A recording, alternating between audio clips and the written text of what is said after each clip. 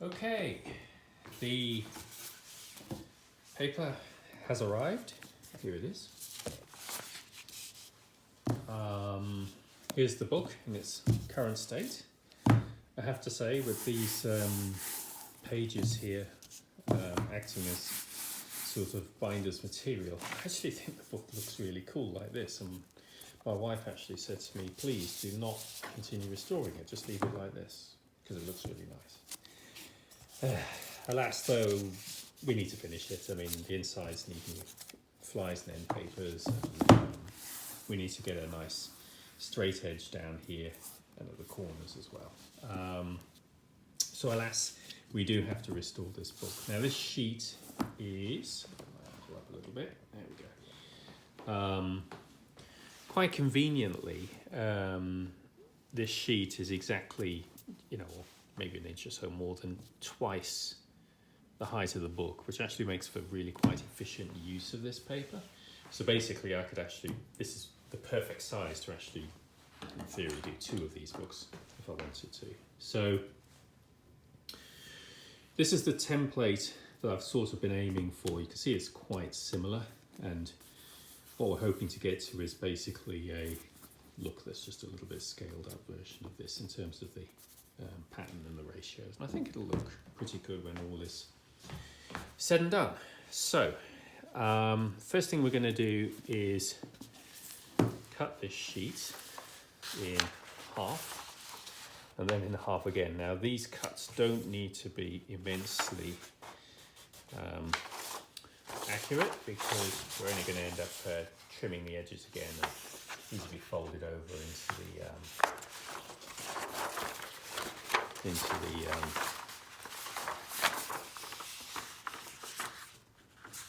into the pastedowns. So this can be at this stage. This can be pretty rough and ready.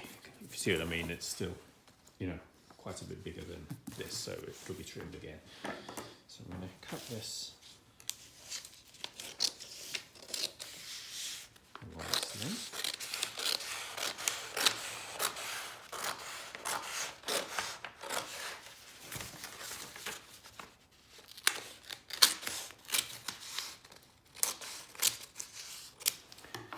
And then again, fold it again and cut it this time across.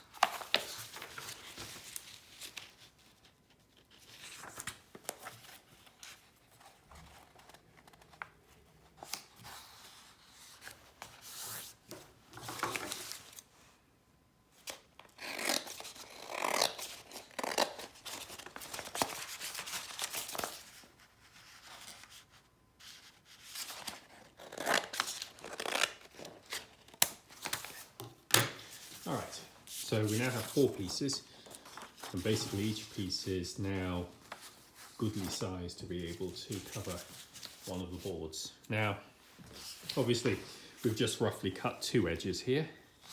The 2 edges are the original sort of perfectly trimmed pieces that from when the original sheet was machined, and it's that long edge that we want to use for the back edge there. The critical thing is, because this book is relatively tall, the real thing that we want to make sure of is that this rear edge here is as straight as it can be, like so. This one it's only just going to be big enough as well. That's quite interesting, actually. It will be big enough, but only just. So, question is, how do we make sure that this is absolutely plumb true vertical, if you like? And it's a little trickier than it would seem, because obviously the edge of this book isn't straight. We've got raised bands and so on and so forth here. So the trick is to make sure that we're covering this raggedy edge of the leather, but that we're also doing so in a way that's absolutely consistent and pleasing to the eye. So to make sure that we achieve that, what I'm going to do is push this ruler up against a fixed edge, and this board is going to serve as that. So 1 inch there.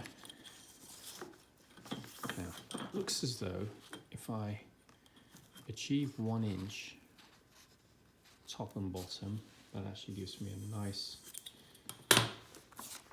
coverage there without being excessive. So I think that's going to be my answer. So what I'm going to do here is just use any random object there. So what I'm going to do is I'm going to adjust this until I'm exactly against the 1 inch mark there.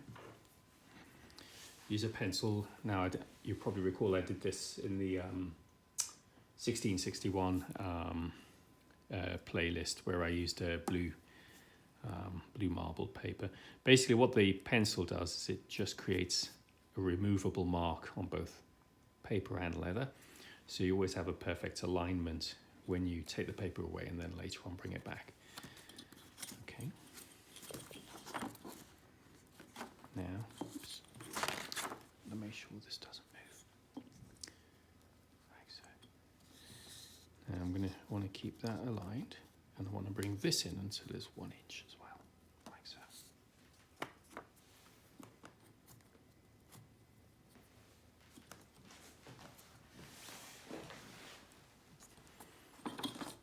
Same at the top.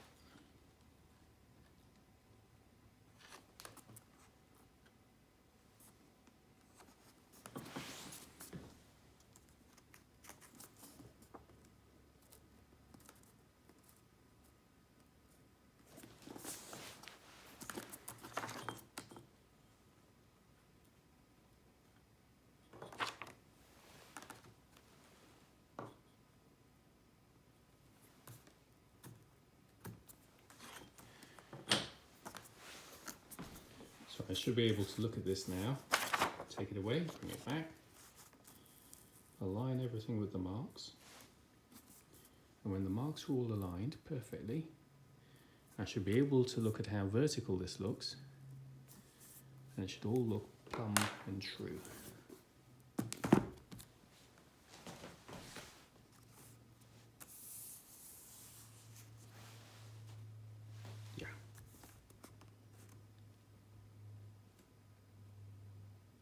That works. Okay.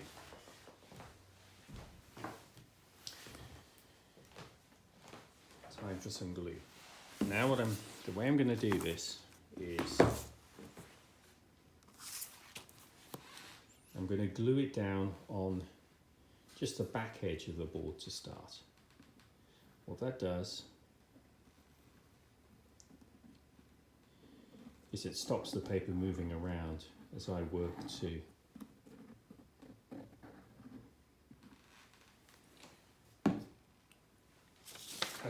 trim the corners. Once again, I'm now going to align my marks.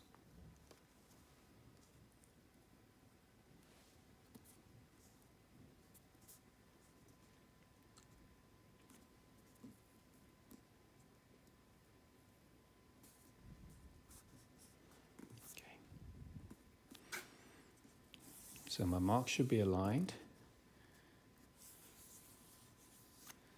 and the paper itself should also just look plumb and true, which that does. Okay, so this is now sort of stuck down on this edge and will resist unwarranted movement. What I'm now going to do is give attention to the corners, and basic rule is the distance in here should be the distance in, I'll show on this book for illustration. This distance should roughly be this distance and this distance. So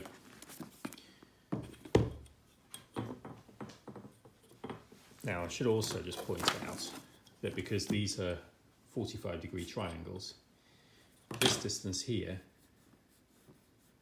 is basically the ratio of this distance to this distance is, if you like, 1 to 1.4.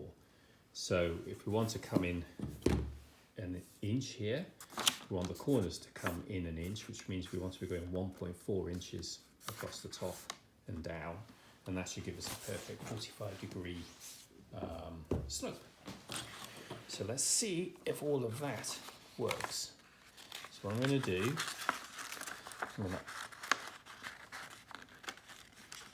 so what I'm after, I want to come in 1 inch from the apex there, and that actually in the center there is 1 inch, which means I then want to be going 1.4 inches along the top.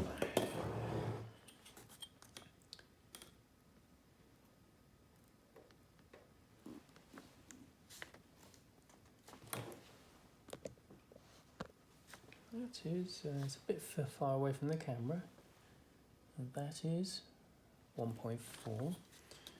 As long as it's the same 1.4 both up and down, that's the main thing.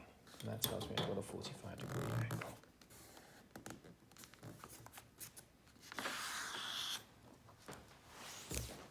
Same process at the bottom.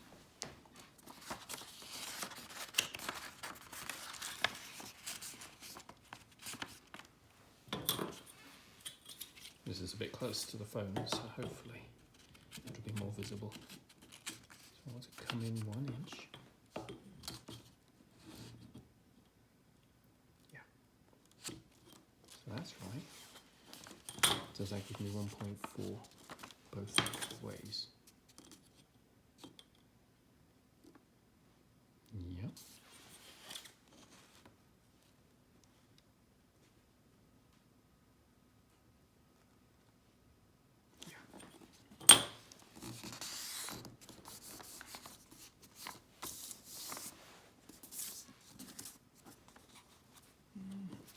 I'm not quite convinced, and the reason why is this edge is actually sloping up a little bit because the corner's dented. So what that's telling me is I'm gonna have to, that distance looks a little shorter, but it's because this isn't a perfect right angle because the board itself is so bashed. I think that's as good as we're going to get. The other thing is to make sure it's symmetrical, so whatever we do on this board, we need to make sure we match it on the other board. Okay. I think there's enough. I think I've seen enough though to be ready to start to do the cut. So don't need all this surface here, so I'm going to trim along this edge.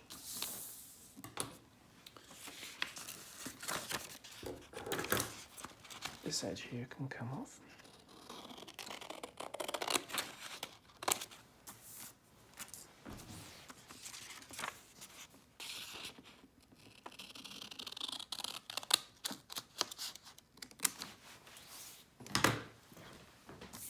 That's looking good. Okay. Now we glue everything back into place. So we continue glue-a-palooza right here, especially focusing down this edge here.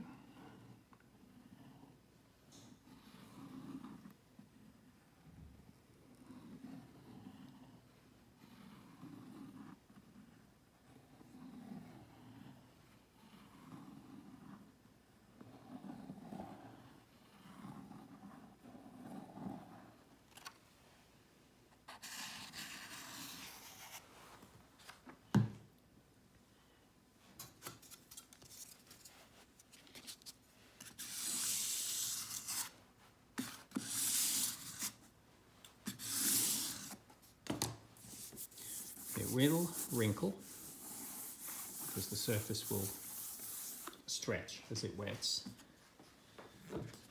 That will undo itself as it dries.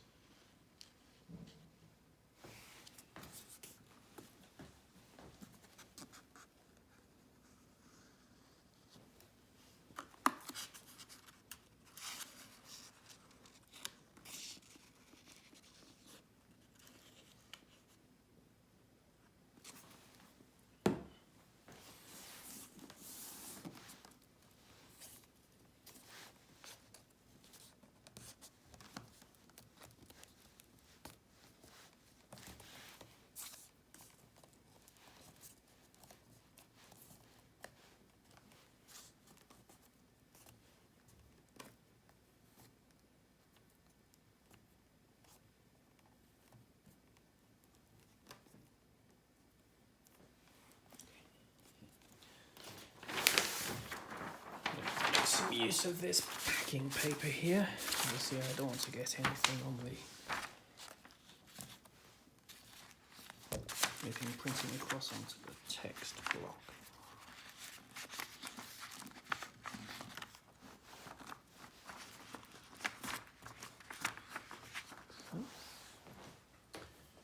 And the other thing I'm going to do is I'm going to go away and grab some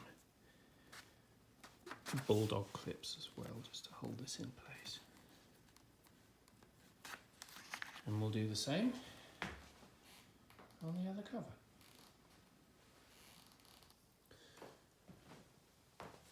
Okay, so our book really is getting into the home straight now. It's looking pretty good. The one remaining sort of major task that we have is to now put on some nice paste down with a nice fly here, both front and back. So you probably noticed I put a bit of, I took a bit of the marble paper, turned it upside down and pasted it down here. That's just to reduce the sort of see-through. Obviously the leather's dark, so it just reduces the see-through if there's any translucency in this paper, which is what we're going to be using here. Now, one of the primary objectives I have of this particular restoration is to preserve these signatures here, which is why this shape exists. So what I've done is I've fashioned this shape in such a way that it covers the signatures, but it doesn't actually cover any of the, if you like, the infrastructure of the restoration. So you can't see the fabric of this paper here or anything else, because I only want the signatures and the board that they're on to actually kind of show through. So I'm going to use that as a template, basically to cut a hole in this paper. So what I'm going to do first off is I'm just going to mark, let's do this carefully here, I'm just going to mark where the ends of these signatures are with two black dots underneath here. Like that. Okay. Now,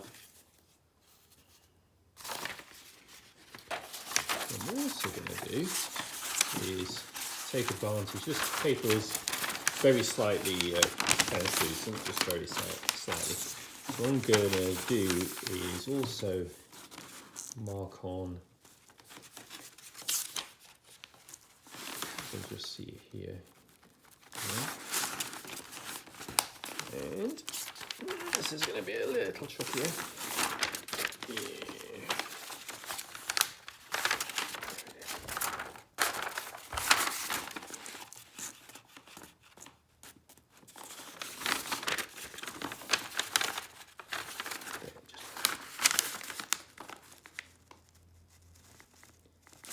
Make sure I've got that in place.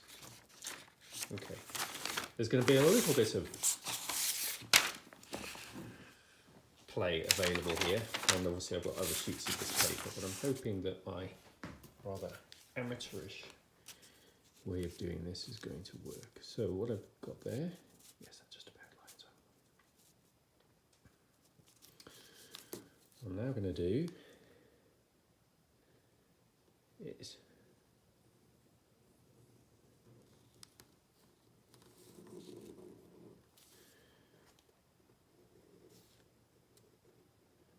you can see there's nothing desperately fancy about the way I'm approaching this. Now I'm simply going to cut this shape out.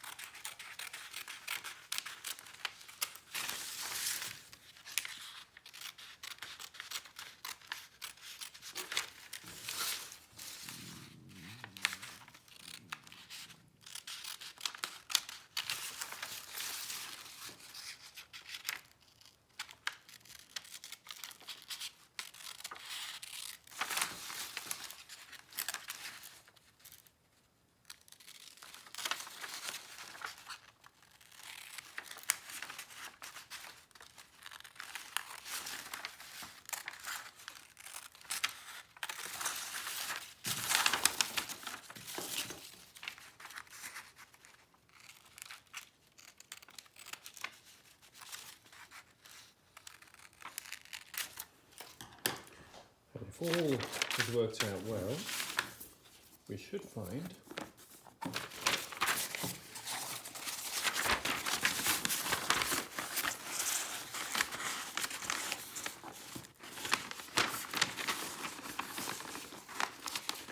I can put this post down in place. And there we go. The signatures are preserved. So what I'm going to do now is just tidy this a little bit. Unfortunately, obviously it's an irregular shape, so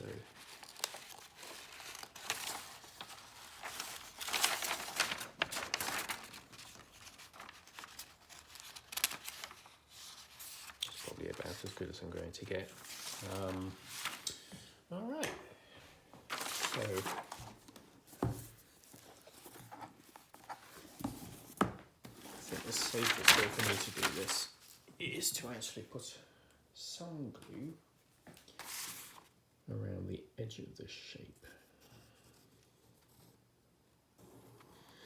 I've done this in such a way that the shape works and I've got the advantage of this cut edge here and here, which basically means that it reduces the amount of trimming that I need to do on the paste down. Basically I only need to trim the bottom edge, which will be helpful.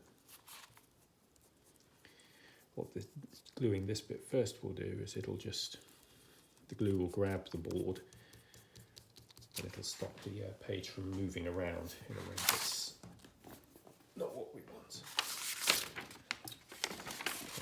So here goes.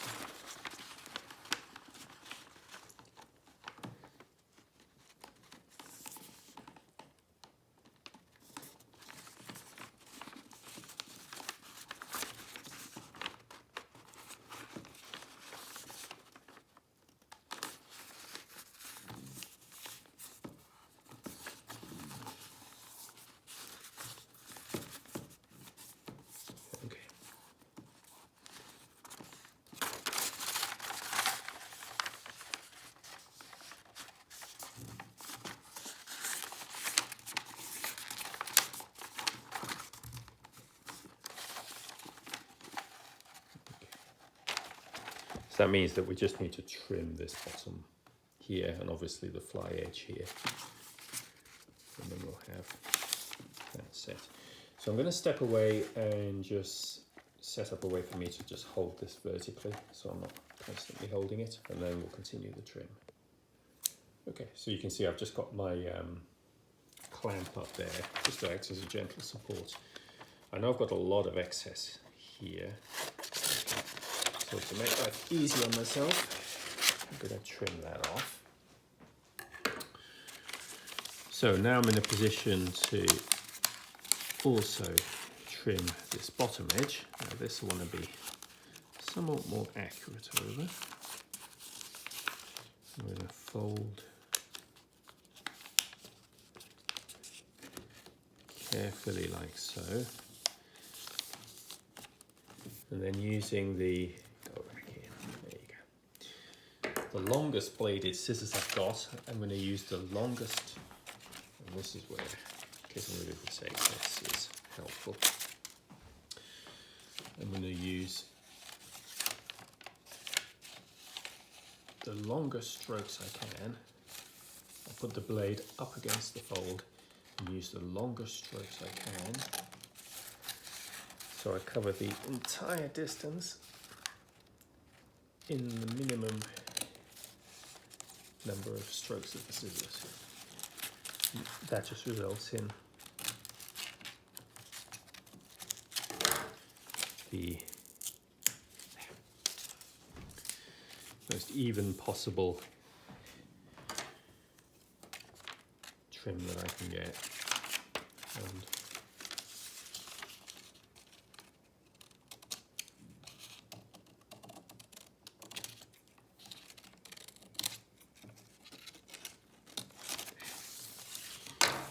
okay, So now I'm in a position to, I'm hoping the wrinkling will disappear as the glue dries. I'm in a position now to continue the pasting down process.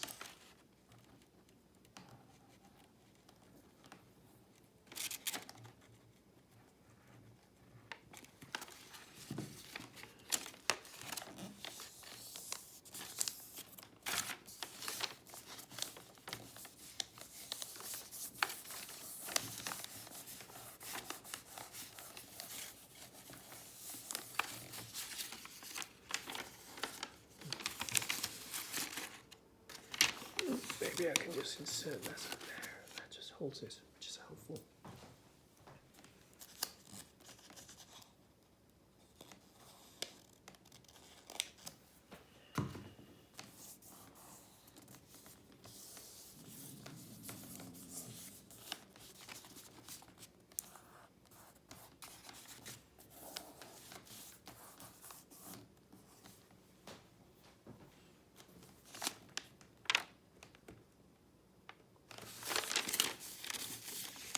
This is where the actual fact the board itself isn't perfectly square. Unfortunately, you can see the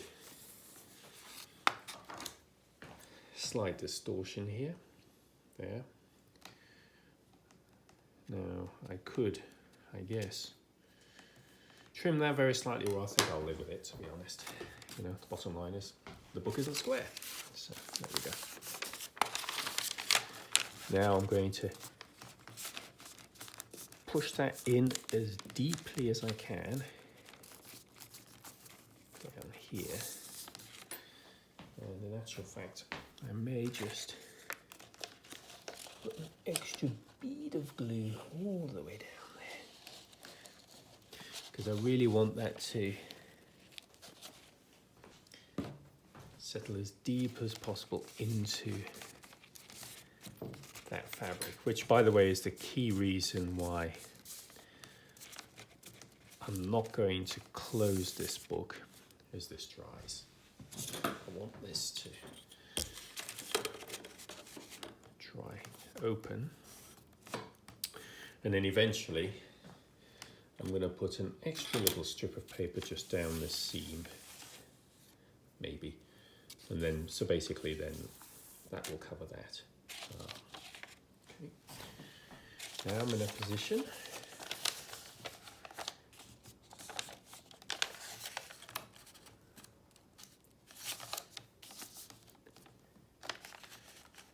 to trim this edge a little more accurately.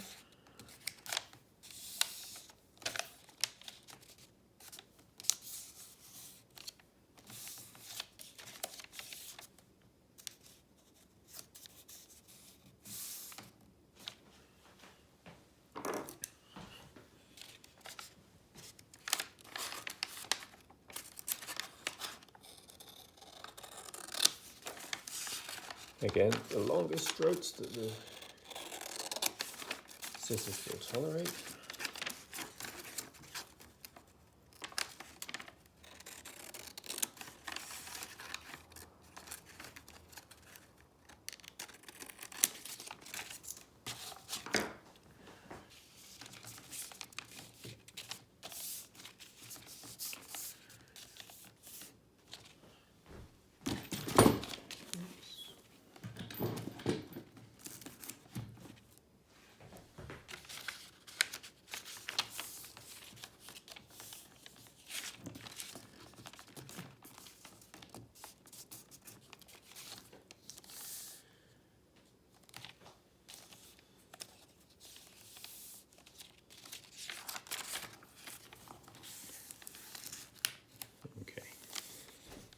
See, it's just a little bit too long.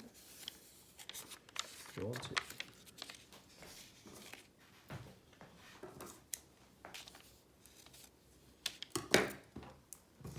I think what this may actually merit is I may use a pencil line as opposed to a. Oops.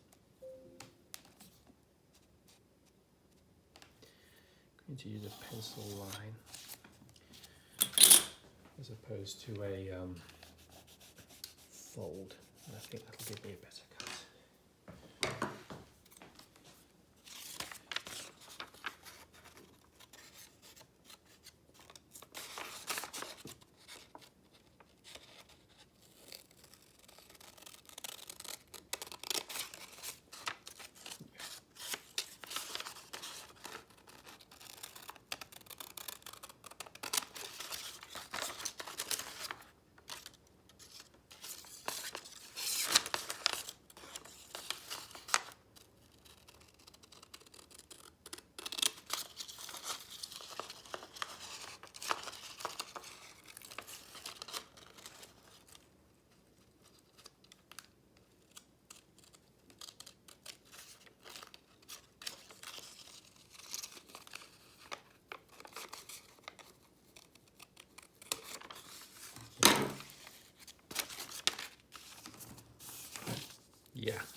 There we go.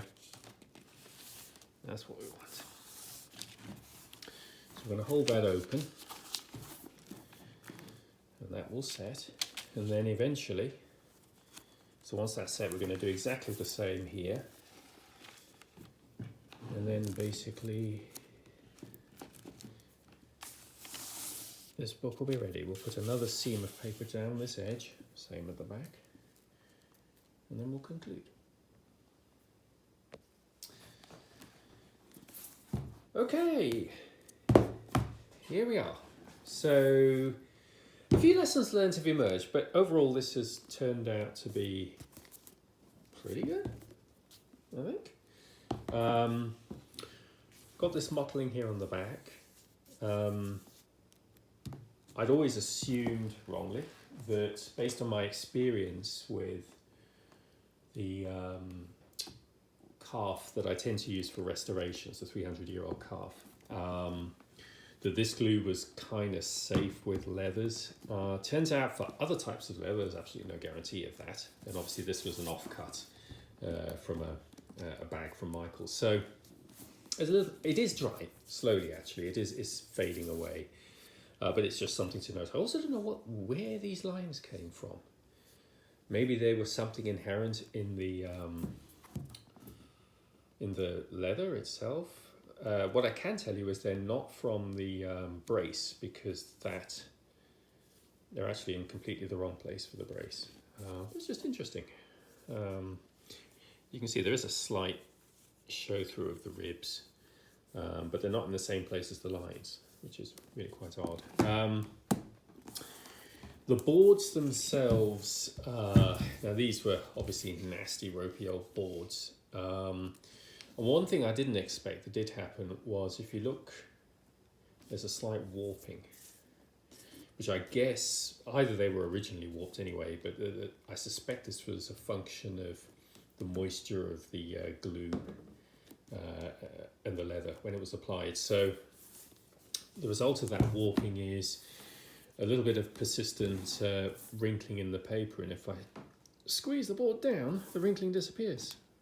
Lift it up, it comes back. So I'm not really sure what to do about that, unless I put this whole book in a press for 6 months, and then that might solve it. But it's just an interesting artifact. Sort of internally, this has worked out okay, I guess. And then we get into I didn't bother doing an extra seam down here in the end. Get into the text block itself is in good shape. We've got the title page and everything else, and everything's hung together extremely well. And then we have the back, and then that's it. I might be tempted to do some labels. Jury's out on that, but right now it's there you go. This book is in good shape and set fair. So I guess that completes the restoration of the reports of the prosecutor Edmund Anderson, gentleman, don't know what that means in French, and Sir Chief Justice, basically. And there we go. All done. If you've liked this, please give a like, feel free to leave a comment, feel free to subscribe, and on to the next restoration.